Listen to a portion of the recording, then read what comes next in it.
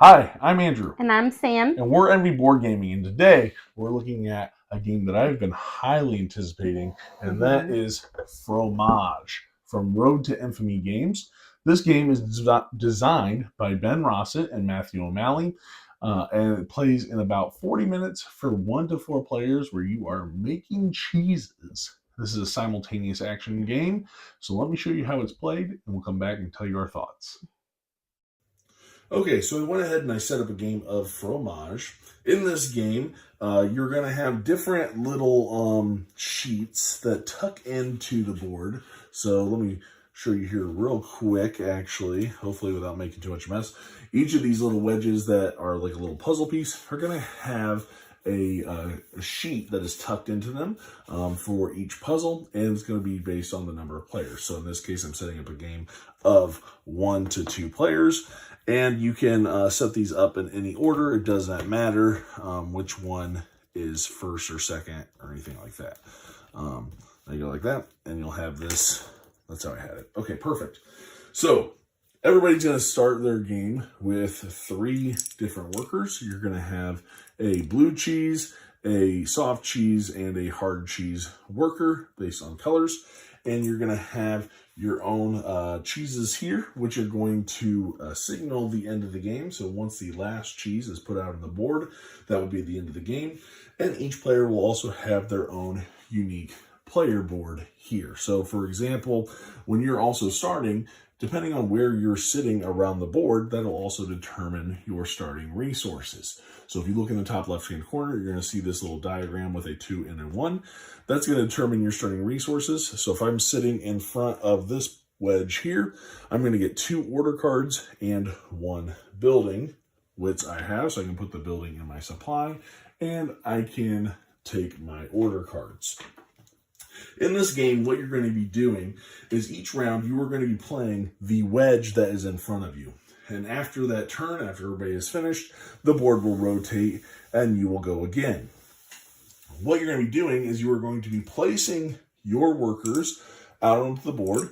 At most, you can place is 2 workers for each side. And as you can see, each wedge is divided into 2 areas. You have a top area, which is for gathering resources, and then the bottom area here, which is going to be its own little mini game that you're going to be scoring points. And each of them will work a little differently, and I'm going to go over each of those. The trick and the way this game really shines is the way you use the workers, right? So depending on how many resources I want, I'm going to choose one of my workers, and I'm going to place them in that little wedge, right? However, depending on how many resources I want, it may take that worker longer to gather those resources, and in turn, take longer for that worker to be returned to me. Because these workers will only return to you when you can see their faces. So as they're rotating around the board, you're not going to see their faces particularly, but when you do, you'll get to retrieve them. So if I put that I want 3 livestock, it's going to take, for example, 1, because I can't see his face, I can see his back. 2, I can only see his side, not his face. 3 turns in order to get that worker back to me. All right. And once that happens, I would collect them back and I'd be able to use them. So you have to be wise about how you manage the workers and which workers you use. Because as you place out workers on each of the little puzzles, you're going to be needing certain workers to make certain cheeses. So as you can see on the board, you're going to see some hard cheese, some blue cheese, and some cream cheese areas, meaning that in order to create those cheeses, you have to have that specific worker on that location. So let's say on my turn, I want 1 cow. All I'm going to do is put my worker there, but I want to make a 3 creamy cheese, right? I would put my cheese here, but I'd have to use my creamy worker. So I'd have to use this one instead in order to fulfill that order and use a different worker to go gather resources. Keeping in mind that, again, depending on how I don't want to say rare, but how long it takes to create that cheese is going to determine how long it is until you get your worker back. Each location is going to be marked in either bronze, silver, or gold. If it's a bronze, that's a 1 month cheese. Silver is 2 months, and gold is 3 months. And again, that's going to determine how many turns it's going to take for you to get those worker back.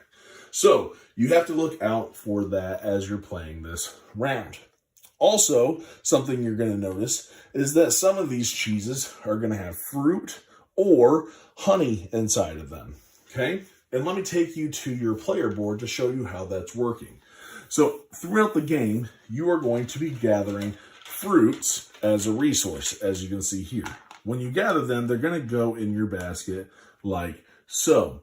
So that on a future turn, if I want to place a cheese, so let's say I want to play this silver creamy cheese that has a strawberry on it, or a fruit, I will put my creamy cheese worker there with a chunk of my cheese, and I'll make sure that I move one of my fruits over on my board to where the berries are at. Because at the end of the game, I'm going to score points for the number of fruit that I have on the berry board as well as on the jam board. And I will multiply them times each other. So that's how I'm going to score points using those fruits. And you're going to need them in order to create certain cheeses. Something else you'll see on your board, and we kind of talked a little bit about, with these livestock that you're going to be gathering. So throughout the game, you can get these livestock that are going to give you milk and help you with making cheeses. Now, on your board here, you're going to have a number of milking pens, I think is what they're called. I could be wrong. But you're going to spend a certain number of livestock in order to create a little bonus cheese. Now, each of these are only used once per game. And so I can spend 3 of my livestock, put them here in this milking pen, and I can place a bonus silver 2-month-old hard cheese on my board without using a worker, right? And that's going to be, these are going to be one-time uses, right? So that's how that's going to work with your livestock. Once they're there, they stay there. Another thing you're going to see, and we talked real briefly about, is going to be these buildings that you're gathering as resources. Now, at the top of your board, whoops, I just grabbed berries. At the top of your board, you're going to have scaffolding for different buildings. And you're going to have to spend these workers at any time on your turn.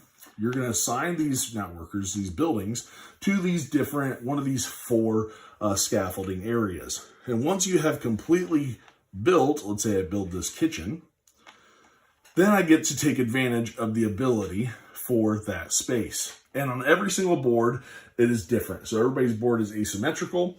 And so, for example, this one here allows me to open up a new worker placement spot only for myself to use. And this now allows me to place up to 3 workers on my turn.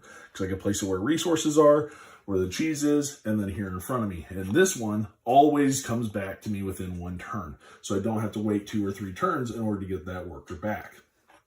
So as you fill in these scaffoldings, you're going to unlock some special abilities, but also remember that once you place them, you cannot move them around and reassign those buildings. So that's going to be important as well. And the last resource that you're going to be gathering are going to be these order cards. So you're going to have these sitting off to the side, and as you make specific cheeses, you are going to be able to score these at the end of the game. And depending on how many of these you score, the more you score, the more victory points you're going to have. All right. So as soon as I make a bronze or a 1-month-old soft cheese, I can move this from one side of my player board to the other side. And that's going to show that it's completed. Okay. And you're going to keep going. Once everybody has placed their workers, turns move very quickly because it is simultaneous. You'll rotate and then you'll play on your wedge. Rotate and keep going until somebody places their last piece of cheese. Once that last piece of cheese is placed, they let everybody know that the game is triggered. You finish that turn, and that is it. So everybody will finish that turn that they've started, and that will be the end of the game. Way you're going to score points are going to be based on these different puzzles. So let's go real quickly through these puzzles and show you how they're going to work. So here is the villas. This is an area control minigame where as you're putting out cheeses, you're going to be on the borders of these different provinces and areas that you're trying to control. If you have the most cheese that is connected to a province, at the end of the game, you're going to get this token. And some are going to have one person, 2, or 3 people on them. If there's a tie, you'll just simply flip it over and you will get a tied amount of victory points, if any at all. In a 2-player game, nobody will receive points in a tie. However, if you have a 3-person token, because it's a more valuable area, you're going to get 5 victory points. And depending on the number of players in the game, the values of these are going to change. So this is just a area control. Here, let's go here with the Fromagerie. With the Fromagerie, you're trying to diversify what shelves your cheeses are on. So there are 6 shelves, and depending on, at the end of the game, how many different shelves you are on, you'll get that many victory points. However, each shelf also has its own specific kind of benefits. There are the ones here on the right that give you victory points, and then the ones on the left that are going to give you immediate benefits when you place them. The victory points, though, are going to be at the end of the game for each cheese you have on that shelf. Next, you have the festival. This is where you're going to be looking to create a grouping of your cheeses. And you're going to see these multicolored cheeses that are kind of free for anybody. And you're at the end of the game, you're going to see what size of cheeses you have. So let's say I had one here, had one here, and I had one here. All right. At the end of the game, I would add up my grouping that are connected. So this would be 1, 2, 3, 4, 5, 6, 7. And that would get me 15 points because these multicolored ones are free.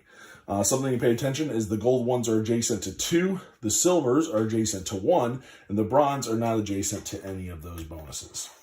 Okay? And then finally, we look at the Beastro here. The Beastro, it has a number of tables with different colored plates on them, and what you're trying to do is get pairs. So if I have one whole table that is claimed by my cheeses, at the end of the game, that is going to adjust the amount of points I get for each colored plate. So with only one pair, my golds are now worth 5 points instead of 4. So this would get me 5 instead of 4 points. But as I get more and more pairs, the value of the plates that I put my cheeses on will also increase. And once you're done with that, I already mentioned about the jams and jellies and the orders. There will also be tiles that you can draft if you would like some. You also have endgame scoring already printed on the board. But there is a nice little advanced variant where you can draft some extra buildings to cover up ones that you want, or you don't have to use any of them at all if you don't want to. And you'll be able to even make it more asymmetrical, maybe score some more points depending on the buildings that you build. And whoever has the most points is the winner. So that's how you play Fromage. Let's tell you what we think about it. All right, and we are back. So thank you for that, Teach. No problem.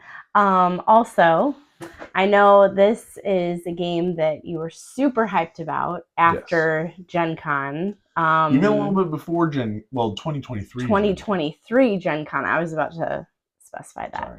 Sorry. I did not get to play it because Vivi and I were kind of out doing things and I had the baby. So, but yeah, this was one that you were super excited about. And so, yeah, it's finally here. Yeah, it is finally here. I don't want to be one of those people that's like, I'd like to play the prototype, but I was super excited when I got the opportunity to play a prototype version of this in 2023 and before the Kickstarter even launched. So I was really excited to have the opportunity to play it. And I was already kind of excited about it. I'm a pretty big supporter, I think, of Road to Infamy games. I think they've really found their niche and where they're at with the games that they develop. And not necessarily that it's a niche, but I think what they do really, really well. And every time they just kind of take it to the next level. So seeing that this was going to be kind of a bigger game, so to say, was really intriguing. And so this was one, I love the artwork. The box cover looked beautiful. I like the idea of bringing in Cheese Mountains. Right, yeah. Yeah, Ben Rossett and Matt O'Malley, right? So if you're familiar with Search for Planet X, those kinds of, he came in and was able to helped design with this game, which was awesome. So with that being said, we'll jump right in to the to our our four little main groups that we talk about, and first we'll discuss production. Right. Mm-hmm. Now, with that being said, this is the limited edition Fromage, so things are upgraded, right? So the boards are wooden. You have the mat for the lazy student. You have the wooden resources, that kind of stuff. So this is a nicer production than what you would get at retail, but I think all in all, I really like it. Um, Graphic design is super easy to understand. Mm-hmm. I think Very the component straightforward. quality is really well, even with the workers. Like, I don't have to Mm-hmm. worry about them popping on and off. I just put them Mm-hmm. together once and I'm done. I really enjoyed, like I said, the box art. As They far fit as, perfectly too on like the spaces. yes, that's true too. So, like when you're Mm-hmm. putting the workers or the cheeses on, there's not like sometimes It's you'll have, not a struggle. yeah, some games that some parts will be too loose or too tight or Yeah. whatever. This one I don't have that issue with. Mm-hmm. So I'm really happy with the production. I really like, even with this game. I mean, there's not, with the box they show you how to put it back in the box, which is nice. I didn't know if you necessarily needed to with this game because I thought it seemed pretty self-explanatory, but I appreciate that they did that, Mm-hmm. right? So really well. I think the art is kind of limited just to the boards, right? But they still, Mm-hmm. it looks really good, in my opinion. So Mm-hmm. this is a really great production, in my opinion. I love that it's a simplistic Lazy Susan, but it works really well with that mat. I didn't Mm-hmm. need some big wooden thing to rotate it. That mat, and the fact that the mat fits in the box, I love that. If you The can get mat is really cool. if you can Yeah. put a neoprene mat in a box, you get brownie points, in my opinion. Mm-hmm. And it's a pretty mat. Yeah, it is. It's Yeah. really nice. And well, I will say I like the art. Also, I feel it's a very like soft art. Yeah, Um, it look to reminds it. me kind of like a I don't know. They give it kind of like that French feel anyway, but it's like very like light colors. But I like because the colors are easy to distinguish Mhm. between. There's not like colors on the board that are similar, so you're not like, what color is that? So because I feel like in some games they might be kind of similar and you're hard to distinguish, but Mhm. I felt like it was straightforward. Iconography was straightforward. Yeah. I liked even on the back of the cards, Or on the tiles. on the tiles, Yeah. that you could just read the back of it. That was really nice too. Yeah. If you ever didn't know what an icon meant, they Mm-hmm. had it laid out on the back of the tile, which was really nice. Right. I think that was a great point. Yeah. Yeah, because I feel like then you're like opening up the rule book or you have a reference card or something. Yeah. So it was nice to have it just on the back to just be able to look at it, and in case you forgot, like, oh, what was that again? Yeah, you So didn't that even was really nice. need a reference. You don't even need a reference to the rule book for Mm-mm. any icons, really. Nope. Okay. So let's jump into preparation for this game. So including setup, teardown, Mm-hmm. difficulty of the teach. This game sets up and tears down really quick, right? Mm-hmm. Those trays, that's another production point. The fact that I have trays that already have the resources in it, I pull them out, put them on the opposite sides, done. Right. I don't have to worry about, pulling open a bunch Mm-hmm. of bags and counting out resources, nothing like that. Easy. You just Mm-hmm. pull out those little component trays and they work perfectly. So setup, I think I can set up the game easily in less than 5 minutes. Mm-hmm. I think it's that quick. Mm-hmm. As far as the teach, I feel like it's also a relatively simple teach, for me. So, I mean, really what you're saying is, hey, you're working on this wedge in front of you. This part, the top portion gets you resources. The bottom portion has its own puzzle. At most, you Mm-hmm. can put one worker in each, right? So then you just have to teach each individual puzzle and what you're doing in them, and then also explain what's on your player board, right? So why are you building Mm-hmm. buildings? What do you do with the livestock? The significance of the berries, orders, that kind of stuff. But I don't think the teach is too difficult.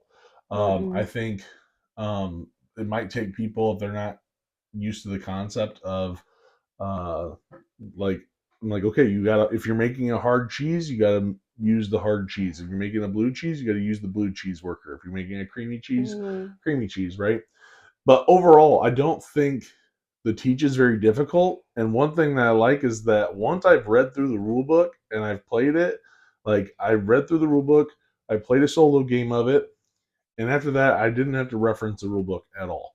Like the rules are pretty intuitive and easy to understand. There's not a lot of iconography for you to worry about, so it's really easy to teach. It's just knowing, okay, what are you doing for each puzzle, and if people have questions along the first couple rounds, maybe, then that's totally fine. This is a really short game, in my opinion, a relatively short game, and so it's one that I think that after a play, people will want to play it again. After they're like, oh, okay, I get it, because you do have to. You're teaching that you have different workers and you're not going to get them all back every single round, right? You're going to get them when they're pointing back to you because they're working on different aging cheeses. Okay. So, but I thought the teach is pretty simple. So no difficulty there, and teardown is just as quick as setup. Really, really quick. So yeah. Anything you wanted to add about even learning the game? Did you think it was difficult to grasp, or was there anything that was difficult to grasp? No, I felt like I needed that first game to really feel it out, and that's how I learn anyway, is by playing. But I felt like it then clicked for me. And I mean, that's part of like the gameplay too, but I like the fact that on the boards they had in each section how you score it. And so if you forget, oh, like what am I supposed to do in this section? It's right there. Right. So it's going to show you like how you're scoring, what you're doing. These are adjacent, like number of shelves. Yeah, number of shelves. Like, so I like that. I really like that because I feel like so many times in games where I'll be like, wait, what do I do for that? Like, how do I do that? And if I don't have the rule book, like, and it's kind of, I don't want to be like flipping through it, but it's nice to have like a quick thing to reference on the board. Like, how do I score this puzzle? Yeah, how am I scoring this? And so, yeah, I really liked that. And I felt like that was helpful in learning the game. Okay. All right. That's a good one. So with that being said, we'll jump into gameplay, where we'll talk about mechanics, thematic, immersion, downtime, that kind of stuff. So I have been going first. So why don't you go ahead and tell me what you think about the gameplay? Well, the gameplay itself, I like that it's just the whole concept of like turning the board, and like, so that makes it more immersive, and that makes it, I feel like, more interesting. And it's kind of, it's cool because it's like reminds you of like a cheese wheel, right? And so and I mean, I feel like it's got to be thematic because after we play it, like I always want cheese, or while we're playing it, I always want cheese. Like, I don't know, I just love cheese, so maybe that's just like a thing. Maybe. Or I'm just looking for an excuse to eat cheese. There needs to be a wine expansion, right? Yeah, maybe. But yeah, I mean, I felt that it wasn't, it like got you kind of into it, when you were turning the board, and everybody, got to kind of do their own thing too, as far as like their board, right? Like you have different ways of scoring stuff, you have different abilities that you can, different things in general that you can do. But yeah, I thought that was cool. And then they had like the livestock that adds to it, and like it's cool, with like the berries, like then you feel like, oh, I'm collecting berries, and like, oh, now I'm making cheese with berries, and oh, now I'm making jam. Yeah, like jams. So I think that makes it thematic too. At least it felt that way to me. Strategy, I think it was just one of those things, like as you play it, like figuring out the different sections and how you want to play that and what you want to focus on. But I mean, it was pretty straightforward. Yeah, and the game does come with an advanced mode, which I think you could easily throw right in with where you are drafting some tiles. Now, each Mm-hmm. player board that you get in this game, they're all asymmetric. They have different structure abilities. However, if you want to go next step and have a little bit more control over what those are, everybody starts with a hand of 4 tiles, and you draft them and Mm-hmm. pass and draft, right? And then at the end, after once everybody has 4 that they've drafted, they get to choose if they want to keep them or not and cover up the structures that they want or that they don't want, right? So you get to kind of pick and choose and build out what your little, I don't know, cheese farm looks like, I guess, kind of thing, Mm-hmm. right? So with that being said, I like that it has that asymmetry there already. The kind of you're already starting off a little different from what other people are going, what other people have, and what they're able to Mm-hmm. do. I think there's some strategy. There are a few strategies there. Obviously, you have the different puzzles that you might be focusing on because maybe your board is like, hey, whenever you play a cheese in the bistro, you get this benefit. So you might want to be trying to play more cheeses in the bistro and utilizing your That's livestock to true. use Yeah. the bistro or the fromagerie, right? Mm-hmm. Those kinds of things. So you can kind of be geared into what puzzle you want to put a lot more effort into Mm-hmm. and knowing when to trigger those structures or when to, use your livestock, to maximize what you're doing. I also think you can go really heavy into fruits and jellies. But again, that is going to be dependent on whether or not the other players are taking those spots. If Mm-hmm. nobody else is taking fruits and jellies, there was a game where 3 other people weren't really taking a lot of the 3 other people we were playing with, and I just filled up on berries. A So ridiculous much that amount I of berries. scored like 42 points just in berries and Yeah. jams, which was a crazy amount of points. And We then shouldn't have let you have those berries. Right. And then I played another game where I was like, okay, I've got some structures that were all about orders, and I'm gonna play this order game, and I got 30 points in orders. So I think there is a good you can kind of try out some different strategies there and building out like maybe I really just want to go like make livestock crazy good to where maybe I can use them more than once or something like hmm that. So I Let me really like. Go ahead. let me ask you. So you've played this solo, you played this 2-player, and you Four played player. this 4-player. I've only played it 2-player and 4-player. So which Yeah. do you like the best? I like all player counts. I haven't played 3, but I don't think it'd be a problem. I Okay. really like it. It's fast. Like Yeah. so the bot like kind of So you in don't going into prefer it this. a certain way? No, I don't prefer it a Okay. certain way. Okay. I like them all equally. I really do. Maybe at more players because you're like, oh my gosh, Vic is going to take my spot at the tables, or something like that. Or I really got to watch Nick because he's got only 3 pieces of cheese left, right? Because this game ends when somebody gets up their last piece of cheese, Right. and there is pretty much no downtime, It right? goes very fast. Very very fast. The box says 40 minutes, and I would say that has to be 4 players because at Yeah. 2 player it's way faster. I Yeah. feel like we set it up, played and tore it down in 30 minutes, easy. Yeah. And so I think it plays really fast, but it doesn't feel like a filler game, right? It Mm-mm. doesn't feel like it should be a filler game, but it plays as quick as a filler game. It Mm-hmm. has some really thematic like things that you're going into. Like I get it. Like, oh, I'm trying to have majority over these areas. I'm trying to put cheese on the shelf. I'm trying to, use my cows to get the milk, Mm-hmm. whatever. I really enjoy the thematic stuff too. I think there's going to be a little bit of luck, right? You might not get the right tiles you wanted to go for. You might not get the right orders that you're getting. Like I might be getting just a lot of gold cheeses, and that takes a lot of time, right? And so there could be a little bit of luck there, but the game is so fast, so streamlined, It's almost so too good. fast. That's the only thing, and that's the thing is that at the end of the game, I want more. I want to play more. I'm always like, oh man. Even when I'm the person that triggers the end of the game, I was like, I wish I Yeah. had more pieces of cheese to Uh-huh. play. But then I want to play again, and I want to play Yeah. again, and I want to play again, and I want to play again.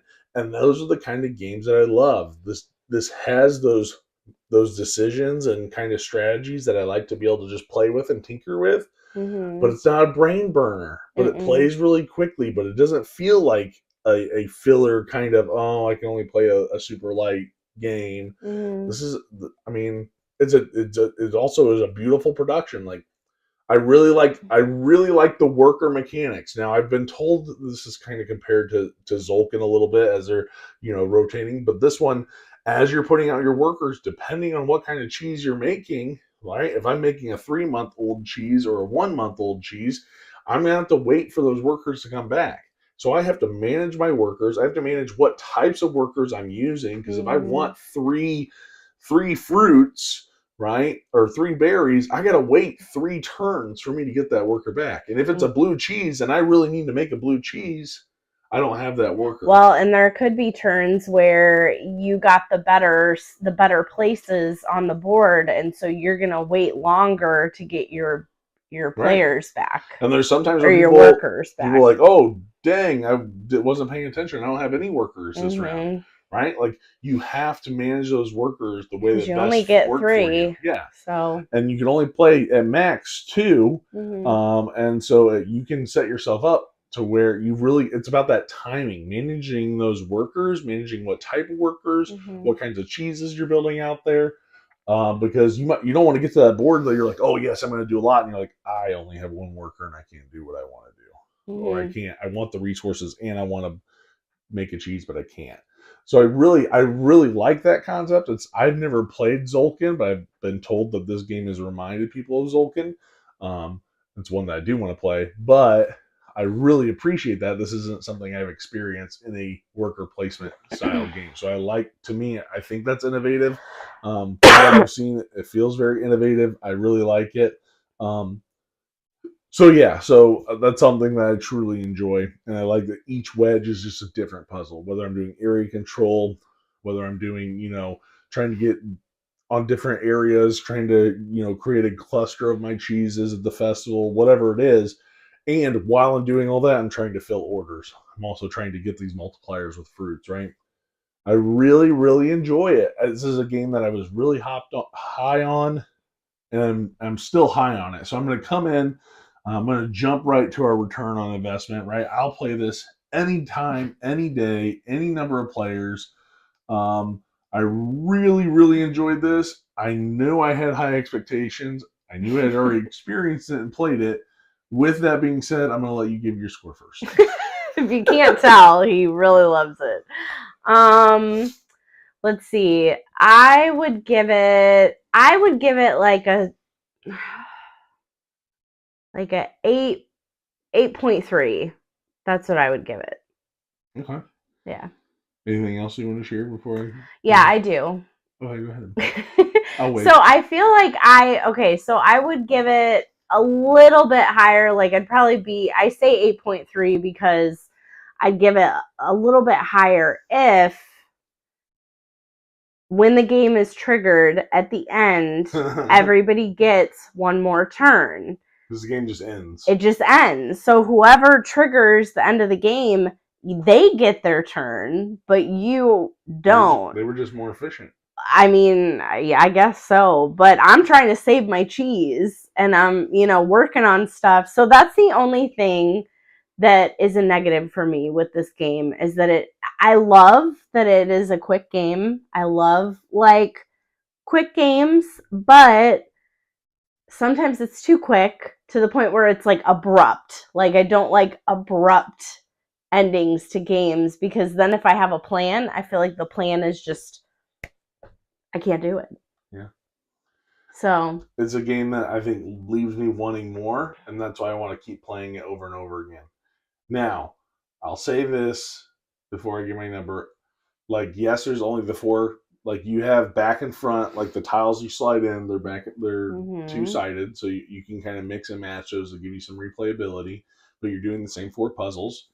And I'll say this, I was like, oh man, I wish I could just have some more puzzles. And you know what? When this game got delivered, I saw that there is already a standalone expansion in the works called Fromage, right? Looks gorgeous. You can go and follow it on Kickstarter now.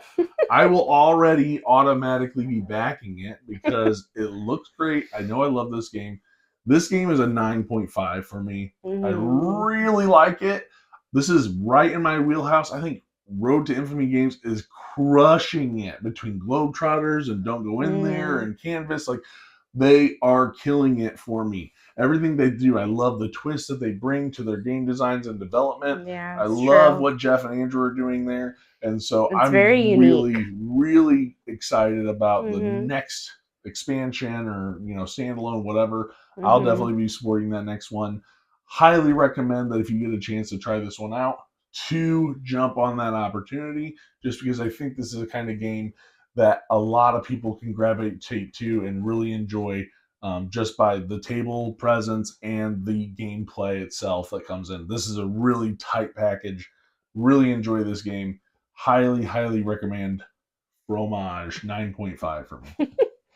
All right. Well, that is it. That is So, it.